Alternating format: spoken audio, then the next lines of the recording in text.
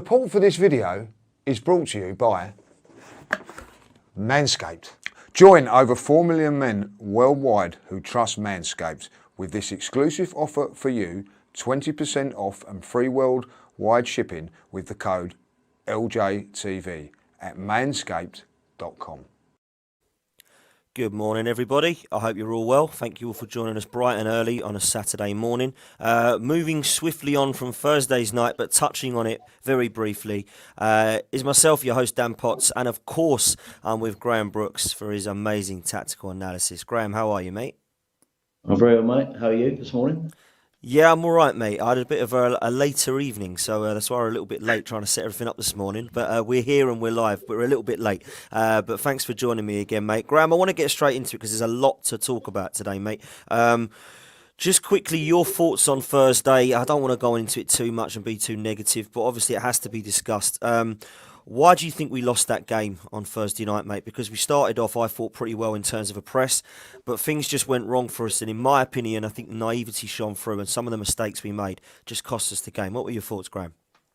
Yeah, it felt like it was a game that we lost by fine margins, Dan, to be fair. When I look back at that game, I think the crucial part of that game for me was the time between when we took the lead and half-time.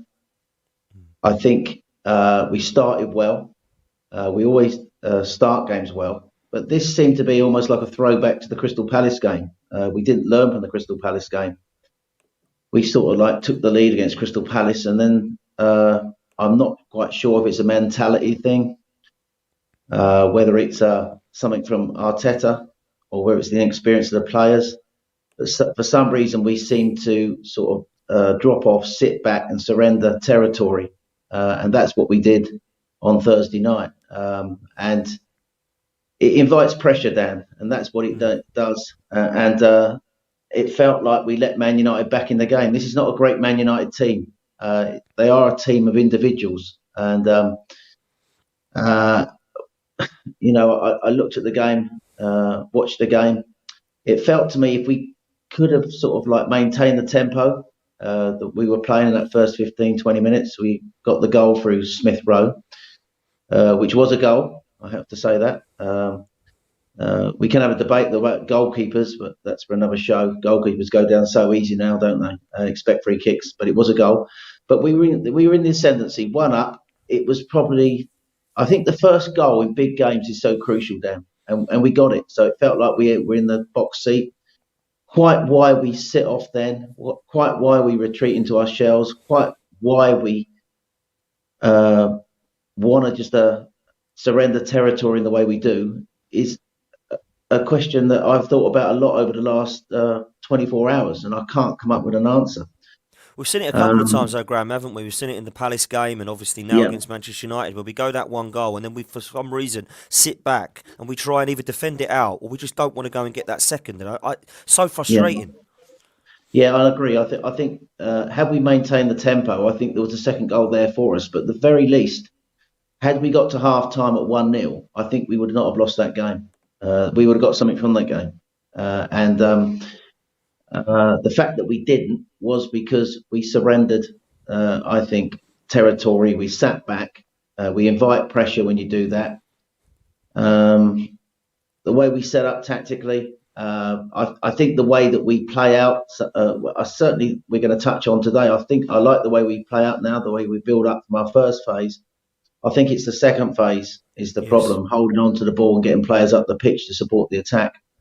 Also, I thought on Thursday night, we're going to talk about again, I thought we built up more in the wide areas and centrally. But when you do that, if you're not going to get your midfield up to support your attack, you lose control. You need to have control in these big games, Dan. I don't think we had it on Thursday night. No, I think you bang on, mate. And I want to talk about one player and what you would do moving forward, and that's Aubameyang, because everyone's talking about what we should do with this guy. Should we sell him in the summer? Should we look to try and get him rid of him in January? Are we stuck with him because of his wages for another season after this one? But let's actually talk about his performances of the last few games, Graham, because the consistency or the lack of consistency with Arteta's team selection for me is a baffling one. Pepe has a bad game in 10 minutes of a game and he doesn't play again for a long time. Martinelli can't seem to get into the team until the last two games, and I believe probably he's deserved to be.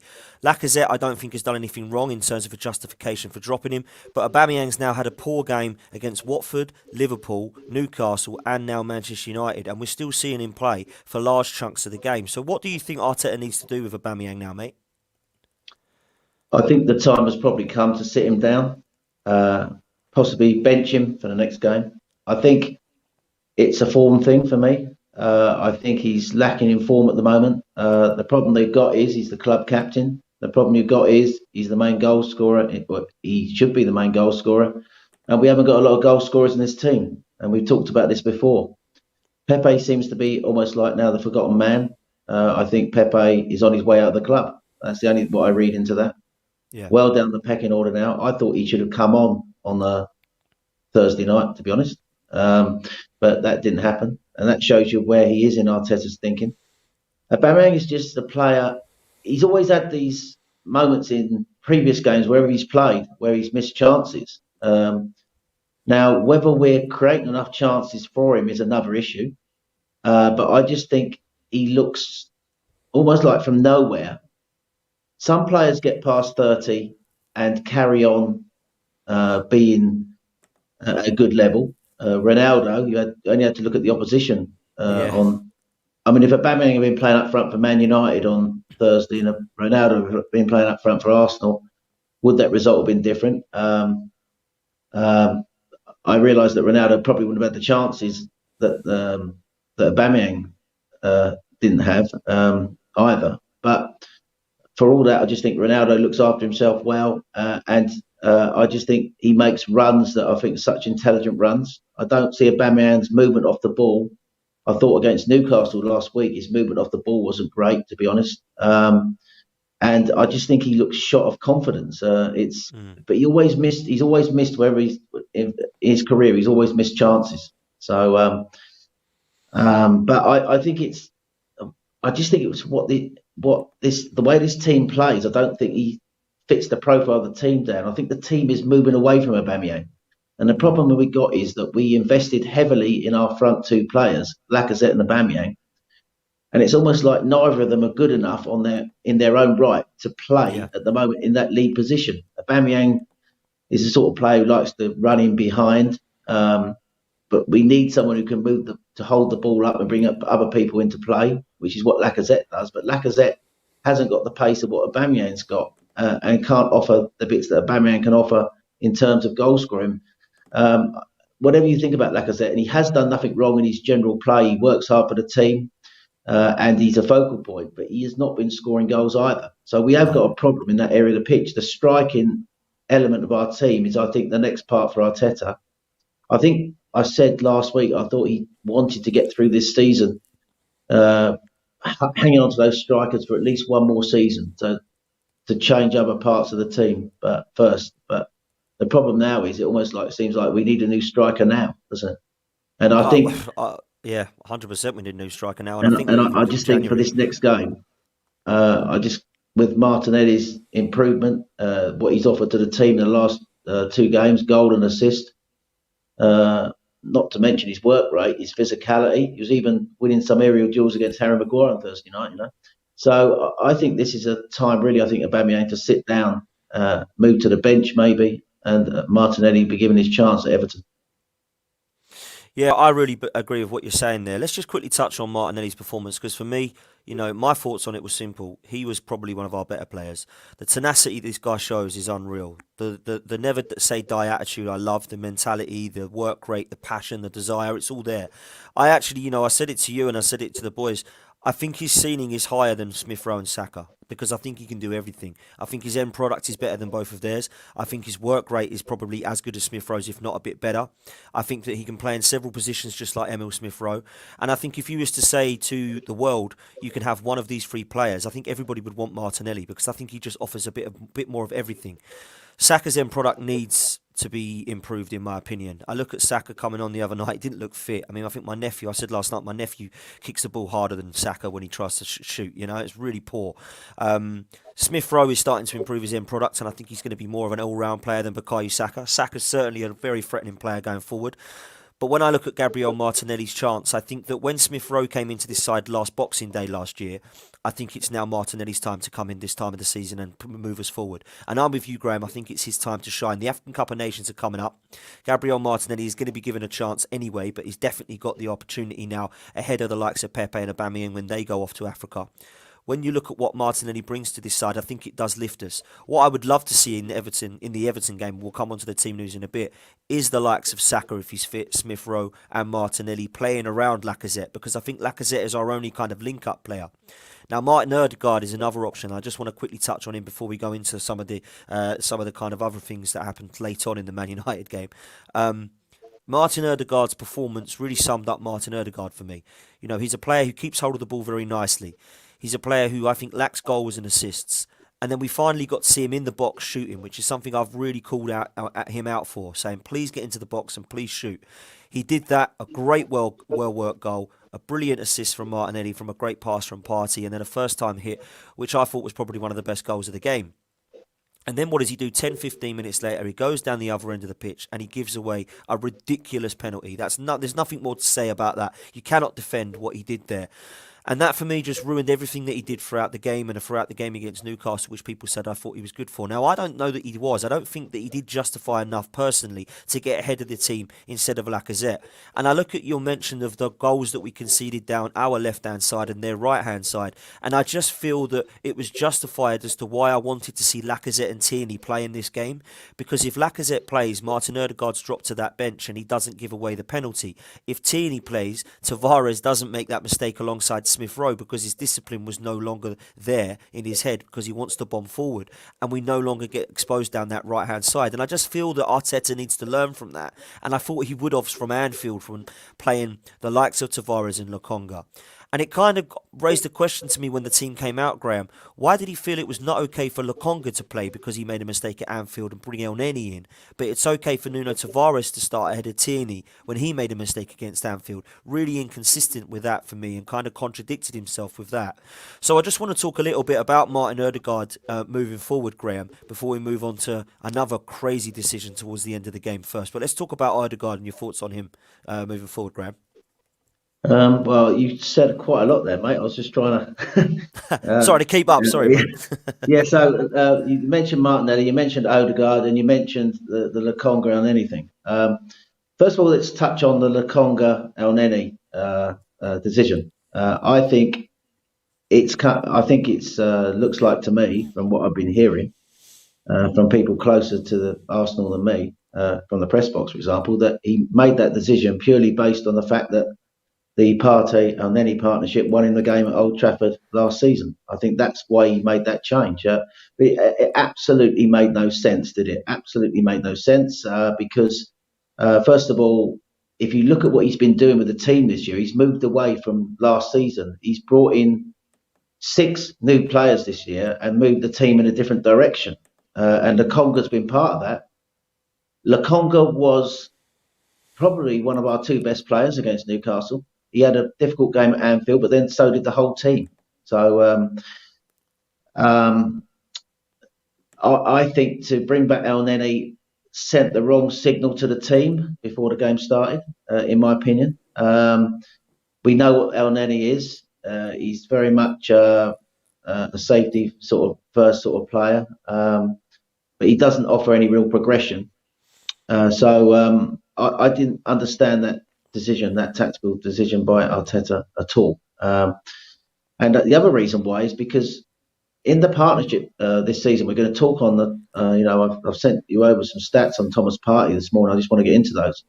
Lokonga is the one who's been the more progressive player in that pivot of the 2. So Partey's numbers are well down in not only defensively but offensively. So to take Lokonga out the team, if anything, took away something of the impetus of progression. And then he did nothing wrong, and then he had very much an El Neni sort of performance. If anything, El Neni was driving sometimes into areas of the pitch that you don't normally see him drive into. But for all that, I just think it was the wrong decision.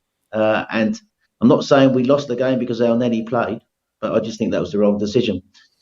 On Gabriel Martinelli, it does to me feel like this is his time, like you said. I look back to last season, as you also said, that's a really good point you make. Smith Rowe came into the team around this time last year when we were struggling to create. We weren't even playing with a number 10 last year, which is where he came into play last year before Odegaard came in January. And he transformed the team last year with his energy and with his ability to drift between the lines, get space, and offer us more in the link between midfield and attack. Now, last Saturday, Martinelli, when he came off the bench for Saka when he got injured, offered us a different dimension, and that is movement off the ball. And one thing he's really good at is running. He sees a gap and he goes for it, so he offers us that movement. He's really good at pressing, closing down. He's got the energy, but also his attitude in the game. He's somebody who fights for the badge. He's somebody who's, I think, always at it. And his performance against Man United, there's a bit on YouTube where they see him on that when he's played out on the left-hand side, where he drifted, where he just got between two defenders. I think they've shown that clip quite a lot on YouTube. That just showed a facet to his game that I like. I think this, to me, feels like a very similar thing to these problems we had in the club last year, where we got a problem up front. We got a young lad there who's hungry, who's got a goal and assist in his last two games, and I think, I should think he should be given his chance. He's got natural ability. He was winning a lot of his duels, as I said, with Harry Maguire in the air, even in that game. So I think, yes, this to me does seem like a time to, bearing in mind our two main forwards are not producing goals, to give him a chance. As I say, goal and assist in his last two games. Martin Odegaard, where do we sit with Martin Odegaard? I thought this was a pretty good performance overall from Odegaard, to be fair. I think the trouble is he went from hero to zero, didn't he, within the 5 minutes. And so he's going to be defined for the fact that he gave away the penalty which lost us the match, more than the fact that he scored a really good goal. I was looking at his numbers before we came on air this morning. Something like 4 goals and 3 assists in something like 30-odd games is not a good record. And we were calling out Mesut Ozil for those sort of numbers, weren't we, at the tail end of his Arsenal career. So, but for all that, I think he's got ability. I just don't think we've seen it yet. And I think part of the problem is that Odegaard's having under Arteta is what I thought Mesut Ozil had under Arteta, and that is that we don't play centrally through the pitch. We play out in wide areas a lot. We push our fullbacks high and move our wide forwards into number 8 positions, and so that is a problem for connection for me. Holding the ball up to bring someone like Odegaard into play. 2 reasons. One, we're always going out wide, not through the centre of the pitch. And secondly, when we get it up, if we do build up, we get it to our forwards, they don't hang on to it to bring the midfield into play. So, but I think, the jury for me is still out on Odegaard. Last season, when he came in at the back end of last season, I did see some good things. I haven't seen it replicated this season. And again, that's another mystery for me this season, why his form has dipped. He had a good performance at Burnley and immediately tailed off. I think that the way we play, again, I noticed, Dan, that he tends to sort of drift out to the right a lot, doesn't sort of stay centrally in that number 10 position where I like to see him influence play. Whether it's a tactical thing, whether it's he can't find the space between the lines, whether the connection between him and Partey is no longer working, because I noticed Partey's not progressing the ball to him so much this season. It's hard to sort of understand, but I think he needs, a bit like Partey, there's 2 good players there that are playing below their levels, and for us to be a better team, they need to start producing. I think you're spot on, and I just want to touch on something very quickly with Martin Odegaard that you mentioned late on. He's drifting out a little bit more to the right-hand side, but you'd like to see him in the number 10. I kind of feel like the number 10 position in football is kind of done. I don't think there is another team around us that plays a number 10. There's always the 2 attacking 8s, or you've always got the 3 in midfield that sit and do a low block or be quite negative with some of the other sides. So I don't think there is a number 10. You look at Jack Grealish, James Maddison now, they don't play number 10s anymore. Everybody said they used to be.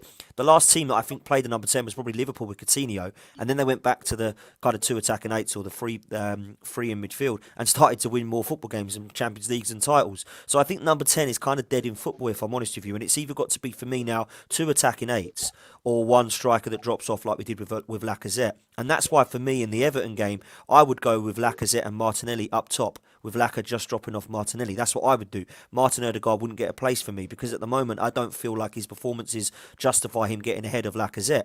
Some people may disagree, and I personally feel like Odegaard will play, if I'm honest with you, because I think Arteta will play him. So I just wanted to kind of come and touch on that there, about your thoughts on that, Graham, and where you see Arteta's kind of long-term plan for a formation at Arsenal. Do you think that it is going to be a number 10, or do you think he's going to go more 4-3-3 with 2 attacking 8s in the future? I think whether Odegaard's playing at 10 at the moment is just down to interpretation, I think. Whether we're playing a 4-2-3-1 at the moment or 4-4-1-1 is down to, your own, when you look at the way we play, the way you see it, I think. So a lot of people say at the moment we're not playing a 4-2-3-1. Odegaard's not playing at 10. We're playing a 4-4-1-1 with Odegaard off a striker. I think the way modern football is now, I don't think managers sort of talk about formation so much as they use fluidity in the way they set their teams up, and a 4-2-3-1 becomes a 4-4-1-1, or it changes during the game anyway. So you are right. I think it's a fair point you make. There is an argument that number 10 is no longer a position used in football for the reasons that I just said. I just think that we're not getting Odegaard in the positions on the pitch where he can be influential. And the 2 things that strike me in our team at the moment is that Partey is not producing the numbers, as I say, in ball progression and defensively that we would expect from him for some reason, where he's struggling with the physicality and the speed of the Premier League is one reason I've heard suggested. Whether that's true or not, I don't know. And also, we're not getting the best out of Martin Odegaard for whatever reason. Odegaard has only just come back in the team, of course. He had a couple of good performances early in the season. His form dipped, starting with that Crystal Palace game. And he's just come back in the team. His performance against Newcastle was okay, but not great. And again, I thought against Man United he was better in that game than he was against Newcastle. But I do think we're not getting the best out of Odegaard for whatever reason. And I think that the formation that you talked about for the Everton game there, that we're going to talk about later, is probably a fair shout. I mean, Everton play a 4-4-2, so we could match them up in a 4-4-2 with Martinelli and Lacazette in a 2. So, but I do think Odegaard has not hit the heights that we hoped. And so, obviously, questions are going to be asked. So, it's a fair point you make. Yeah, we'll see what happens, Graham. Just before we do move on to that team news, I want to talk a little bit about what happened at the end of the game, because we needed a goal and we saw some subs, which I thought were absolute madness. Not Lacazette, I think he needed to come on. We needed something different up top. But why, Graham, my first question, is he bringing Eddie Nketiah on, who's just rejected a contract? And my second question is, where does this leave Nicolas Pepe, our 72 million record signing? That, to me, is bad news for him in January or the summer, Graham. Yeah, I think the Eddie Nketiah substitution absolutely baffled me. Last week he didn't sign a contract. He was offered a contract, he wouldn't sign it. I think Nketiah is in that sort of position where I don't think he's got a future at the club. And all the offers that have come in for him, he doesn't want to go to those clubs. He thinks those clubs are beneath him. So that's what strikes me as his attitude. But when you don't, this is what Arteta's done once or twice. He did it with Kolasinac early in the season. Players who he's got no plans for or are not signing contracts, he's put in the team, and it doesn't make sense, particularly with the way he's thinking now, with the changes he's made and the direction he's taken the club with a young team. So I couldn't understand that substitution at all. I thought the substitutions against Man United were wrong. I think we should have taken Mohamed El Neni off. Why keep El Neni on the pitch when you're chasing a goal at 3-2? And I can understand that why bring Nketiah on. So it was madness. I think his in-game management, his substitutions didn't make any sense, really. I would have brought Lacazette on, maybe brought Pepe on, given Pepe a run more than Nketiah. and maybe kept Odegaard on, offer something centrally, even if Odegaard dropped back into a two with Partey. I think we needed to keep that in the team. We didn't have that against Man United. I think the game for all that was lost in the way we gave away the goals, Dan. I thought that you touched on I think Kieran Tierney, for me, I would have played him at Old Trafford. And I said that before the game. Yeah. I'm not just saying that. And I think he made the right calls last week to play Tavares against Newcastle, because it would have been harsh to drop him for one bad performance. But when you're going to a place like Old Trafford, and I'm not saying that, again, Tavares was responsible for the defeat at Old Trafford, but I think you want an experienced defender. And KT, I think experience, not to mention the fact I do think, whatever people say, he is a better defender than Tavares at the moment. He's a very raw defender. I don't think Tierney would have made that mistake on that goal. If you look at the goals we conceded, that goal, you are right. All you're asking for there is Tavares just to hold his position. You're not asking for him to bomb on. Start of the second half, they've gone. We should have gone in my opinion, ahead at half time had we not surrendered the territory, allowed them back in the game. But okay, they got back to 1-1. First 10 minutes of the second half, you just want really the team to just sit a bit, get into the game a bit, not to be too Harry Carey early doors second half. And he pops that ball into Smith. It goes into Smith Rowe, and he's anticipating. He vacates his space, and that leads to the goal. And I think that was a mistake. I don't blame Smith Rowe so much, although he lost the ball. I just think if Tavares holds his position, we're defensively all right across the pitch for when that goal develops. But I think where Man United won it, I think, was more on the other side, Dan, to be honest. They identified our right-hand side as where they were going to attack.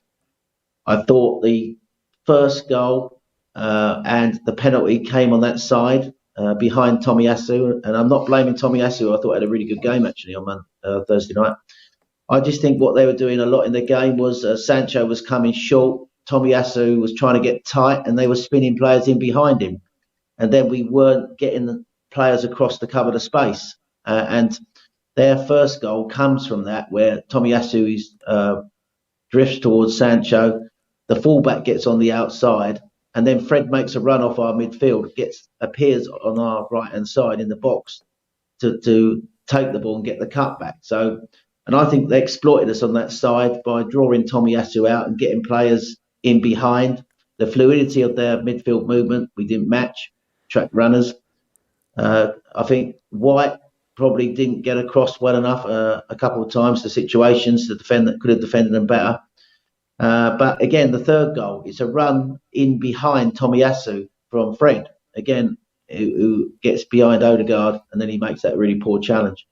So 2 of their 3 goals came down our right-hand side, but they got into space behind Tomiyasu.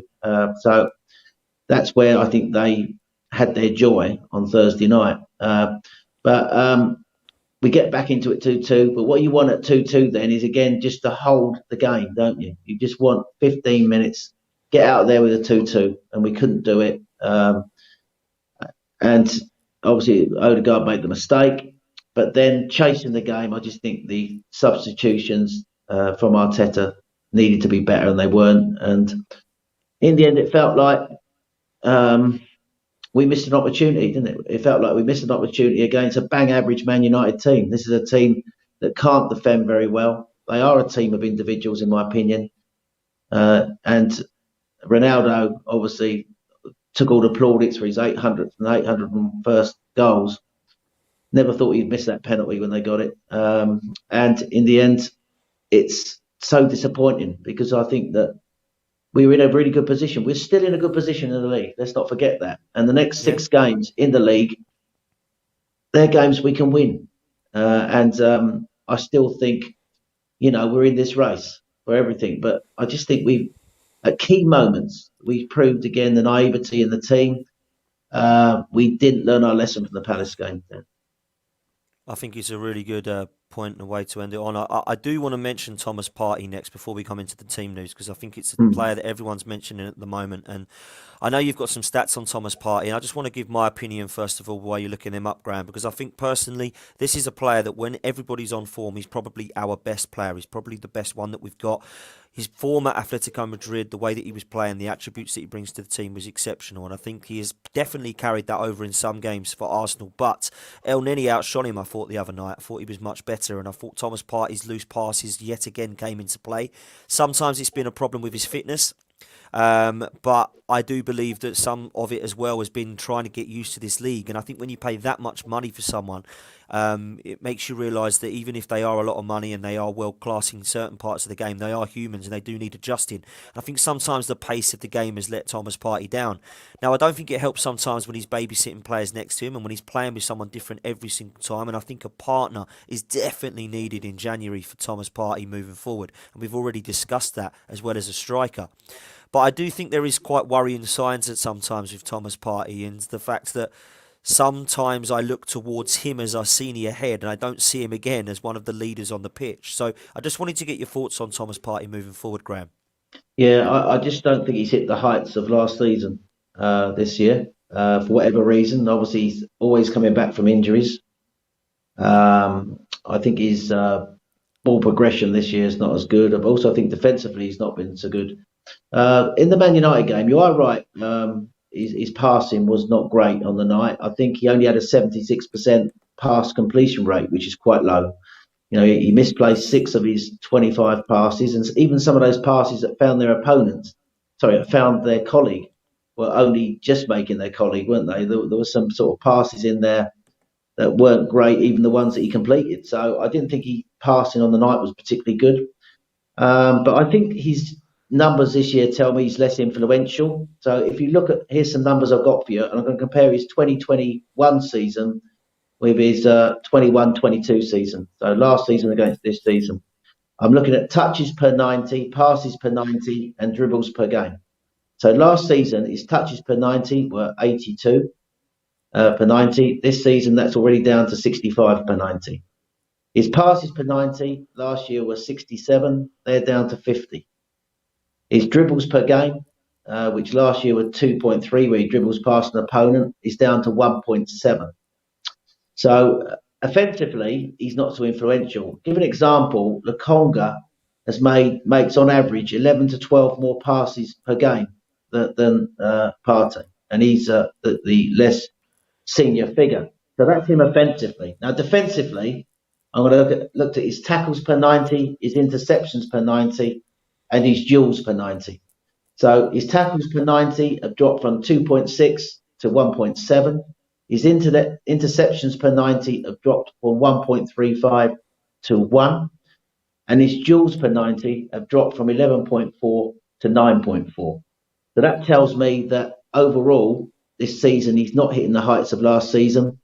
It seems to me he does have some fitness issues. He's always coming back from injury. We rush him back sometimes when he's not quite ready. Whether he misses Xhaka sitting next to him is another matter. I think he also has to contend with the fact now, Dan, that he is seen as Arsenal's one of Arsenal's strengths. So he's going to be man marked. I do think they try and cut off his passing lanes, which is another thing he has to contend with. But for all this, he is an experienced player. He is a really top guy. And I know we were ecstatic when we got him. I can remember we did that show with your friend, the Liverpool fan. Forget his name now, but he was absolutely waxing lyrical about Partey, wasn't he? And we talked about what he could offer to the team. But I don't think just over a year on from we first got him, he's delivered what we quite expected. Whether it's a team issue or a personal issue is another debate. I just think we need to see more from our star man, really. Of course, we're going to lose him to the AFCON, aren't we, in January? So that's another thing. But I just think we need more from Thomas Partey, and that's just my view. I think it's the view of a lot of people. I think that we do need to see more from Thomas Partey in certain games, and I think in the big games. And that was a big game on Thursday night that we really expected to see him and It did, Aubameyang, it two of did, our most it did feel experienced like players, our senior turn players up. didn't step up, didn't it? That's what it feels like. Our senior players, 100% it did. and I think it's the thing is, I think all season it's been our younger players who've been carrying the team more than the senior players. So Yep. questions rightly asked about Aubameyang. He's the club captain.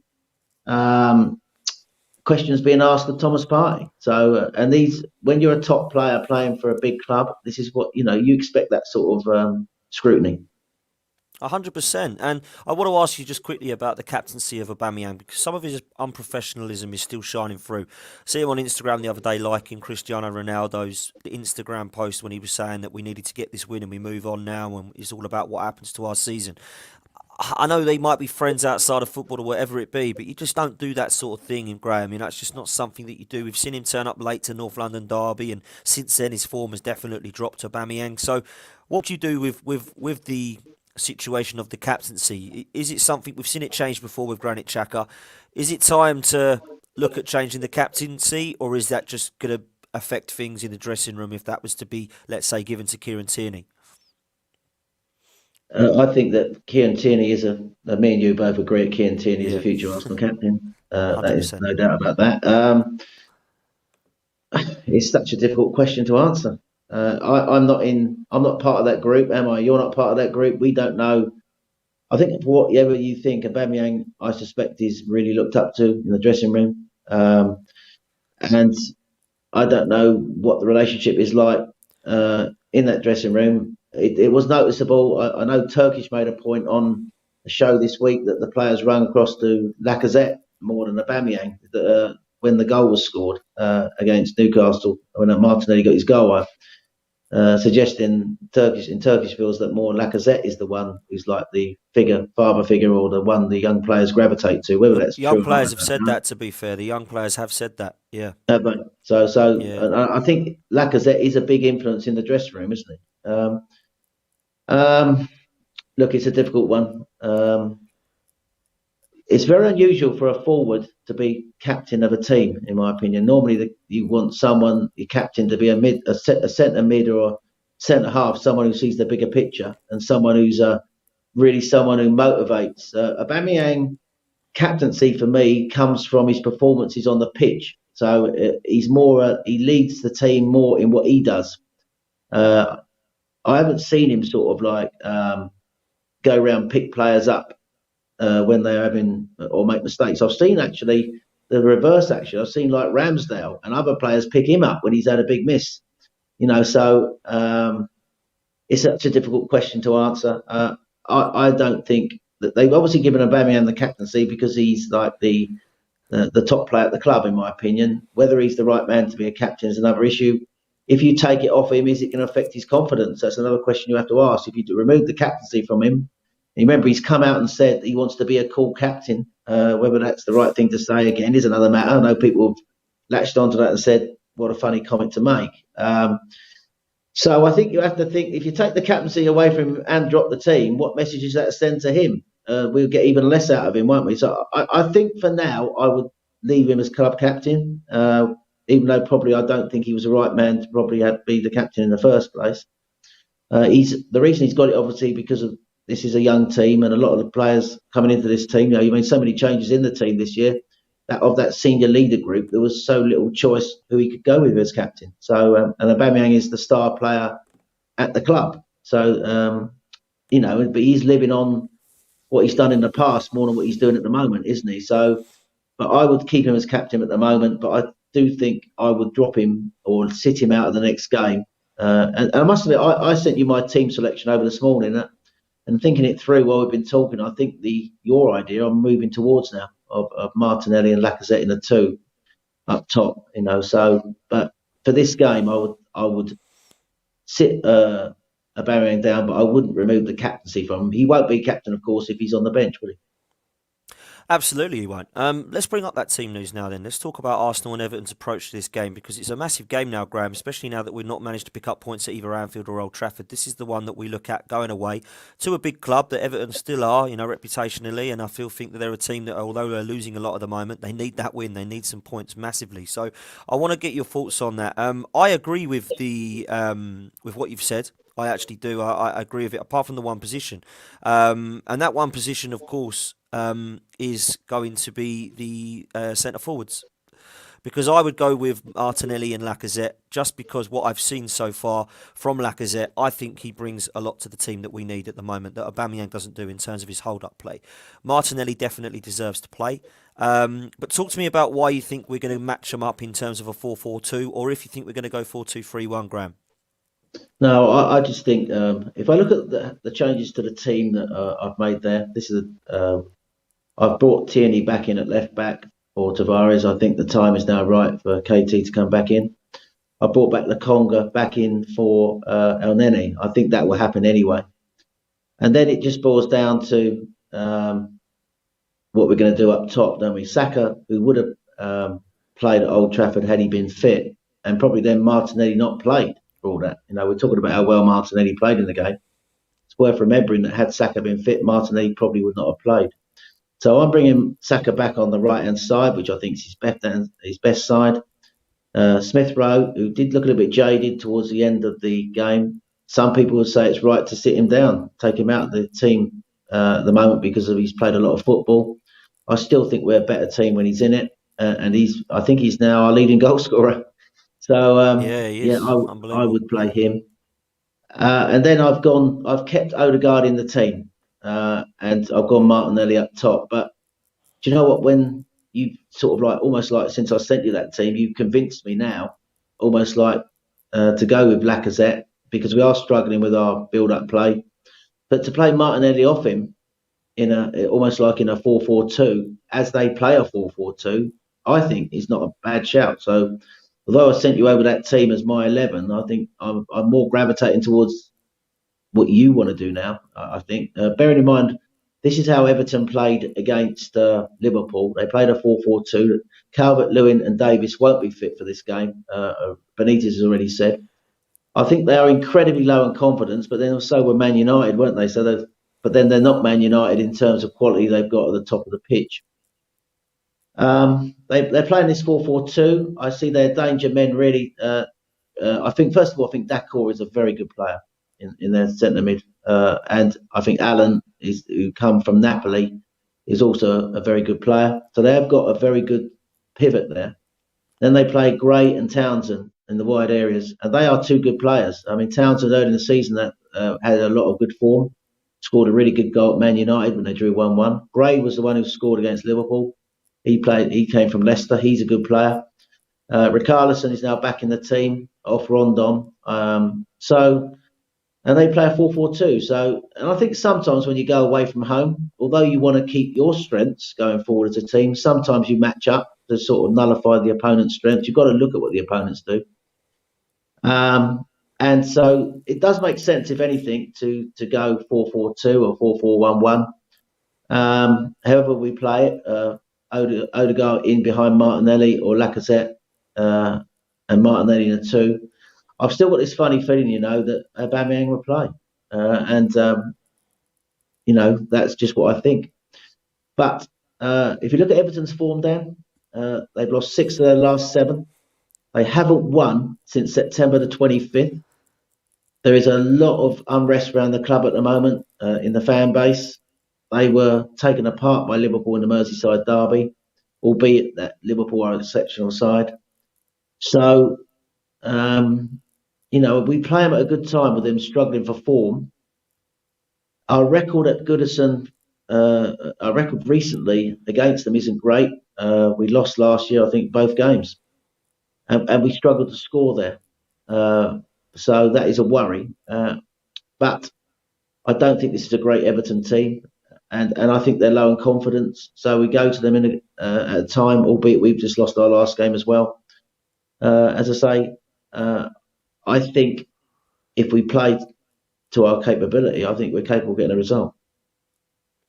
Yeah, and I do too. And I think looking at that side, Graham, they're a side that are low in confidence. Like you said, they've not been able to get on a winning run. Rafa Benitez, who I think is a fantastic manager, by the way, even can't save him. But I look at that team, that's a poor 11. I don't expect him to do much with that, to be honest. When you've got Rondon up front and, you're relying on Damari Gray and Andros Townsend, one of them is kind of towards the end of his career, the other one starting his career trying to find a club that will allow him to settle. I think their strongest part of the pitch, I'm with you, is Decore and Allen. I think in midfield there, they've definitely got some pace and some power, but also some ability to anchor the midfield in Alan. Ancelotti brought Alan over with him because he was his best player at Napoli and Mr. Consistent, and he's been that for Everton, I believe, when he has been fit. But that back line, Graham, definitely can be got at. Coleman, we saw him make a mistake against Liverpool in the Merseyside derby, but he's a player that's ageing. Ben Godfrey has never really settled at Everton and is really a backup defender for when Mina is normally in there. Michael Keane is a kind of 7 out of 10 or a 2 out of 10 defender. You don't quite know what you're going to get. Luca Dean I've really been a fan of, and I think he's probably one of their better defenders, but of late I think apparently, speaking to Everton fans, he's been really poor as well. And Jordan Pickford, we all know, can make mistakes in goal. So surely it's time for the attacking Arsenal that we've not seen of late to show up at Goodison Park on Monday. Where do you see the key battles in this game, Graham? I think that midfield is always a key area of the pitch for me. So I want to see, I want to see us sort of like really looking to progress the ball more through centre mid, win our duels, and I think get Saka. I think Saka in behind Digne is an area I think we can exploit. He is a fullback who likes to go forward. So I think it'd be a case of our fullbacks. I think you're going to want Kieran Tierney and Tomiyasu taking care of their wide players. As long as we can do that, push them back. I think if you get the ball, you control the football match, and I think you want your two centre mids to sort of like get the ball and control the pitch, which I think we struggle to do at times. So I think the key battles for me will be, I think, in the wide areas, Smith Rowe and Saka against their fullbacks, and I think Tierney and Tomiyasu against their wide players. And I think the key will be, if we're controlling the midfield, you get a situation where their fullbacks not getting forward to support their wide players, and we can get our fullbacks high to support our wide players when we're in possession. But I still think the key is in centre mid, being able to get the players into the pitch, get up the pitch. As you say, by bringing back someone like Lacazette, someone who can hold the ball, like you get to that second phase of play where you get your midfield players up the pitch centrally to try and then progress the ball out wide to work openings, to get crosses in, or to have runners in between the fullbacks and the centre halves that move players around. Because I think you have to have movement, and this is what Martinelli offers. We saw it in the second goal against Newcastle, where we worked the ball out wide, and then the run off the defender between the fullback and the centre half into the space, asking questions of their defence which they couldn't answer. Sort of movement wins your football matches. You can, if you're not sort of like, if you haven't got players who carry the ball, who get set in positions to move players around, you don't open teams up. And if you sometimes play the way we do, where you just play the lanes, we play these 5-6 lanes up top, where you just get your lanes set and you don't get the ball forward quick enough. You're not moving. There's not enough movement. Teams get set back in two banks of four, able to defend you. So I think it's all about moving the ball quickly through the midfield, getting up to support the attack, and then clever movement off the ball to unlock teams. But if you talk about key areas, I think certainly the battles out wide look interesting for me, with our wide players, Smith Rowe, Saka against their fullbacks, and then our fullbacks against their two wide players. That looks the interesting sort of duels there. Yeah, I 100% agree, and I personally feel like our left-hand side can attack Everton's right-hand side. I don't think Andres Townsend is particularly defensive-minded, and I think Seamus Coleman has certainly got a mistake in him due to his age now. Not that hasn't been a great player for Everton, I think he has, but I think he can definitely be got at. Graham, if that is the team, let's say Lacazette and Aubameyang don't make this team. I think one of them, or maybe even both of them, will start. But let's say we go with this team. Who takes the captain's armband for you out of those players there, those Arsenal 11? Which one of them takes the armband? Well, that's a good question, isn't it? I think what in the team that I've selected. In the team you've selected, I think there's two potentials, but both Tierney and Gabriel. What's your thoughts?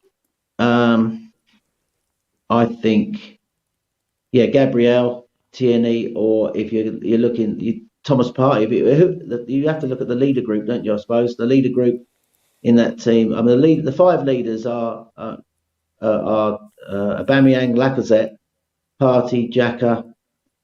Trying to think who the fifth leader is. Probably Gabriel or Tierney. Gabriel, yeah. So for me, it would probably be Gabriel Partey in that team. Yeah. See, for me, I would give it to Kieran Tierney, but I still have a little feeling that he might even play Nuno Tavares But still. he's just coming back into. If he Mikel comes Arteta. back into the team, he's probably not going to come back in as captain. Well, good point. And so I suspect it. I think if you look at it, it's got to be either. I like my captain to either be a centre half or a centre mid, someone who can see the bigger picture. I think probably. I think Partey for me would probably have to have it. If I'm being honest, albeit his form is not great at the moment, but I think he's in the leadership group. What a perfect opportunity to say, right, we know you've been underperforming this season. We back you. We know your quality. Go and lead this team. Go and lead this group. If Lacazette and Aubameyang are not in the team, and show us what you're all about. So I would give it to him in that 11. Fair enough. I think what it does is it proves one thing. We are still lacking leaders in this team. I really believe that. And I know that we have got some young players now and they might grow together, but I really don't see one standing out to lead the others forward. I think Ramsdale brings some great attributes in terms of mentality and leadership to the side. I don't like giving captaincies to goalkeepers. I know they can see the bigger picture and they can see the whole pitch, but actually I really don't like that. I like it to be a centre half or a centre midfielder like yourself, Graham, like we have over the years in the Adams and Vieira mould. And most of our captains of the last few seasons, believe it or not, have been bench players. We had Vermaelen couldn't get in the side. We've had Arteta couldn't get in the side. Mertesacker that wasn't in the side for long enough for me. So it's good for us to actually have somebody on the pitch that's going to play 90 minutes of every game. If I was to give it to somebody in those, Kieran Tierney would be my number one choice, but does have injury concerns. I think Gabriel is looking to me to be a leader on this pitch. I think he's been an absolute colossus at the back. For me, Graham has been the best player so far this season for us. Gabriel, consistent performance. Even the other night, I thought he was great. So I think that he's showing some signs of potential leadership and captain material, Gabriel. So it'll be interesting to see what happens. Graham, let's get your thoughts just as we do wrap up about what you think the scores or predictions going to be. I think it's going to be a very difficult game. I know that everyone's saying it should be an easy win because everybody's beating Everton, but let's not forget that Rafa Benitez does not want to lose his job, and his job is on the line at the moment. He's under pressure. So it's just so Arsenal, isn't it, that Everton can't get a win for toffee, excuse the pun, but they come up against Arsenal at a time where they fancy their chances. So what's your thoughts of the score prediction, Graham? Well, I think it's going to be a tight game for all that. I think two teams who won't want to lose the game. But I think we need to win it, having lost at Man United. Don't think there'll be many goals in it. I think Everton are struggling to score goals. Although we got two at Old Trafford, we struggle to score goals. We've only scored, I think, 3 goals before Old Trafford in the away games this season. Only Norwich has scored less goals than us this season. So we're not really scoring many goals away from home. But I think I'm going to be positive for this game. I think I'd like to think, my heart always rules my head in these sort of prediction time discussions. So I'm going to go for 1-0 Arsenal win. I like it. I'm going to go for a 2-0 Arsenal win, but I don't think it's going to be a nice, easy 2-0 sit back and let Everton not let Everton have the ball. I think we're going to be kind of a difficult 0-0 for quite a while, and I think we'll nick 2 late goals. I don't think Everton are scoring a lot of goals, and let's be honest, they've got Rondon up front. If Rondon scores against us, Graham, I tell you what, we're in serious trouble. So I know Richarlison and Gray and Townsend. I'll tell you what, Dan, I think it will be 0-0 at half time. I think it will be 0-0 at half time. I don't think I bet it's not a great football match. I just got this funny feeling. We're the away team, so normally the home team look to dominate more. So you play a certain style when you're away from home. And I just think the game will probably lack quality for long periods. I think it'd be not a great watch, to be honest. I don't think Arsenal-Everton games of recent times have been great watches. The only one I can think of in the last few years was that game at the Emirates a couple of years ago when we beat them 3-2. That was a fantastic game. But generally, over the last year, the games have been pretty poor. They've always narrowly nicked them without being great themselves. So I think this won't be a great watch. I've got this funny feeling it'll be a sort of like a defensive sort of game with both teams.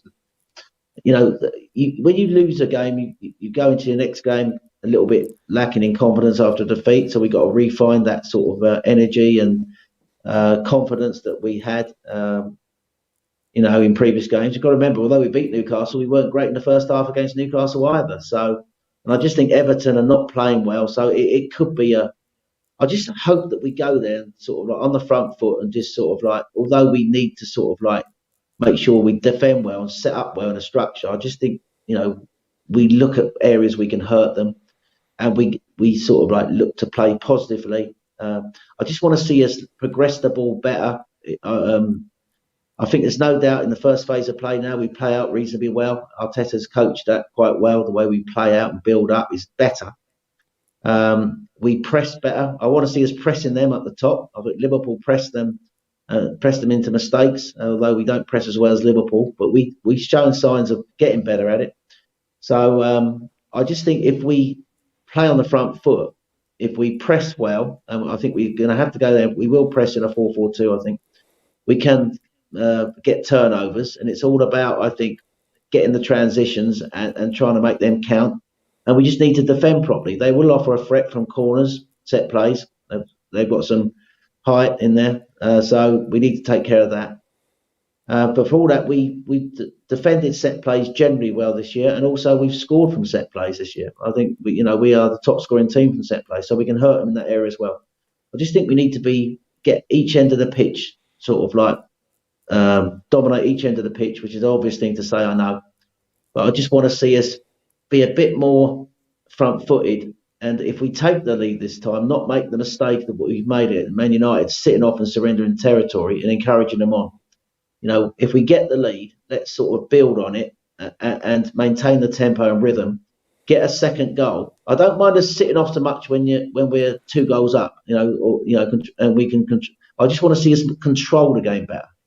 And for all that, I think you make a great point. Actually, I've swung towards it. You talked me around to bringing Lacazette in. I think we do need someone, particularly away from home, who holds the ball up and to enable our players to get up the pitch on that second phase of play, and then to go out wide to the wide areas and create. Not just go out into the wide areas as the second phase all the time. I just want to see us get better in that area of the pitch in the phase 2 of the build-up. But also, I just want to see us,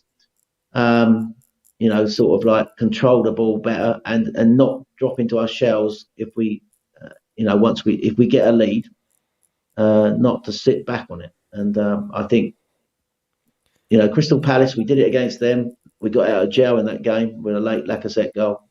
We didn't do that against Man United, of course. We only got ourselves to blame, but this is an area I think they need to learn on and improve on. And I hope they do it if they take the lead at Everton on Monday night. Yeah, I'm kind of with you, Graham, in terms of the excitement of the game. I don't think it's going to be a game that we look at and go, wow, what an absolute 3-2 cracker that was, like we did on Thursday night. I feel like both teams are struggling to score up until Thursday. Our 2 goals helped. And Everton did score against Liverpool, but again, are really struggling. And I think that it'll be 0-0 for a very long period of time. And I think it'll be a very cagey game from both. We're coming off the back of a defeat at Old Trafford, which everyone's disappointed with. No doubt the players and fans will both be disappointed. And obviously, Everton are desperate for anything from this game. So I think that a 2-0 victory I'm going to stick by. And I believe, like you, that he will go with Lacazette. I think Lacazette does need to come into this side to try and hold some of that ball up and try and link up play with the likes of Saka and Smith Rowe, but also Martinelli, if he does play alongside him, I think would be absolutely perfect to give Gabriel Martinelli a go down the centre, because I see his future as a forward. Graham, it's been an hour now, which has been a real good hour, a real quick hour, and we've covered quite a long lot of hour, ground. isn't it? Just Yeah. finally end on what you said. Yeah, go I on, did Graham. notice actually on Thursday, just one final point, that Martinelli did Sure. drift a lot centrally to get up alongside Aubameyang. So that's something that he can do. He can play alongside a striker. We did play in a two up top sometimes. I think Lacazette holding the ball up, Aubameyang, Martinelli getting close to him is, I think, a good combination that could offer us some joy. I just got this funny feeling, when the team sheet comes out on Monday night, you'll see Aubameyang. Yeah, and I think everybody is kind of maybe a bit worried about what is going to happen with Pierre-Emerick Aubameyang moving forward with Mikel Arteta. All I'll say is if he does play, he better score. Because if he doesn't score and it's looking like 55 minutes plus are coming up, I'm getting him off straight away. So there we go. Graham, it's been a pleasure as always, mate. I've really enjoyed doing these shows with you. It's absolutely brilliant to get your opinions moving forward. And I just want to thank you for coming on and doing this Saturday mornings with us, because I think everyone's enjoying it. I believe personally that this show is going to grow and be one that I always look forward to, because I always look forward to hearing your thoughts in terms of how you break that games down, and more about how we kind of do more of a preview show really for the next game, because I know yourself and James do a great job on AFTV, but it's looking back. We normally look forward on this show. I know we've touched on some of the stuff that happened at Manchester United, but more about reasons as to where we can get our key battles into this game as well. So thank you for coming on, mate. Yeah, it's been a real pleasure, Dan, as ever. Love working with you. Keep doing what you're doing, mate. You're doing it really well. Speak again soon. Absolutely top, man. Thanks a lot. Thanks to everybody in the chat. Please hit a like on this video if you are happy with what Graham and myself are doing. And leave some comments if you want us to change the format of the show or anything like that. We always read comments. We always listen to your views, because this is what we do this for, is for you guys to provide some entertainment and content for you moving forward. So please do get in touch. Until then, we'll see you next time, guys. Take care. Support for this video is brought to you by Manscaped. Join over 4 million men worldwide who trust Manscaped with this exclusive offer for you, 20% off and free worldwide shipping with the code LJTV at manscaped.com.